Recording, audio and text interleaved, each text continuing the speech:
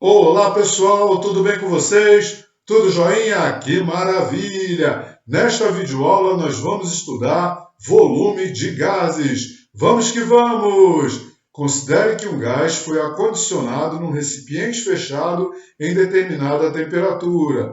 Como o gás ocupa todo o espaço interno do recipiente, o volume de um gás é o volume do recipiente em que ele está acondicionado. As partículas do gás se chocam com as paredes do recipiente. Logo, os gases exercem pressão sobre as paredes do recipiente.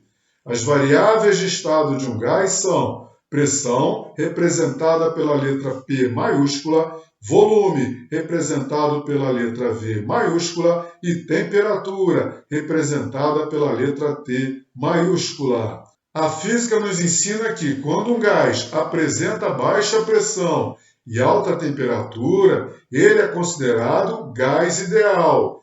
Nestas condições, praticamente não há interações entre as partículas do gás. A equação que relaciona as variáveis de estado de um gás ideal é a equação de Clapeyron, ou equação geral dos gases ideais. Aqui está. P vezes V é igual a N vezes R vezes T. P é a pressão do gás em atmosfera. V é o volume do gás em litro.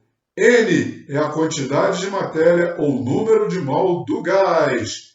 R é a constante dos gases ideais, cujo valor que a gente trabalha é 82 sobre 1000, que é igual a 0,082. ATM vezes litro vezes mol elevado a menos 1 vezes Kelvin elevado a menos 1. T é a temperatura em Kelvin. Se algum exercício fornecer a pressão em milímetros de mercúrio e não em atmosfera, você tem que fazer a conversão. Então você deve lembrar que uma atmosfera é igual a 760 milímetros de mercúrio. E se um problema fornecer a temperatura em graus Celsius, você tem que converter para Kelvin. A temperatura em Kelvin é igual a temperatura em graus Celsius mais 273. Esta fórmula possibilita o cálculo do volume de um gás ideal em determinadas condições de pressão e de temperatura. Vamos analisar a equação geral dos gases ideais,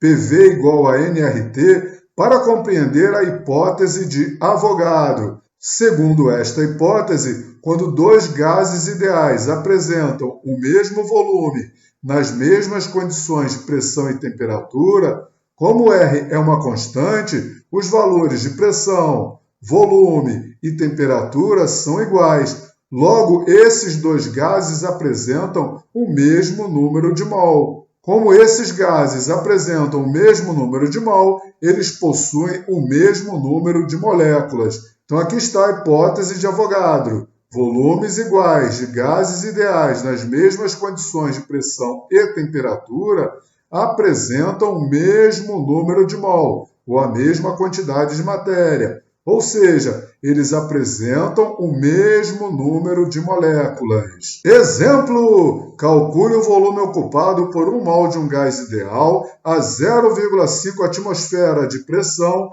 e temperatura igual a 27 graus Celsius. Vamos à resolução. Como a temperatura fornecida no enunciado não está em Kelvin, a gente tem que passar este valor para Kelvin, somando 27 com 273. O resultado da soma é 300 kelvins. Para se determinar o volume ocupado por 1 mol do gás ideal, a gente tem que utilizar a equação geral dos gases ideais. P é a pressão, cujo valor é igual a 0,5 atmosfera. Então está aqui.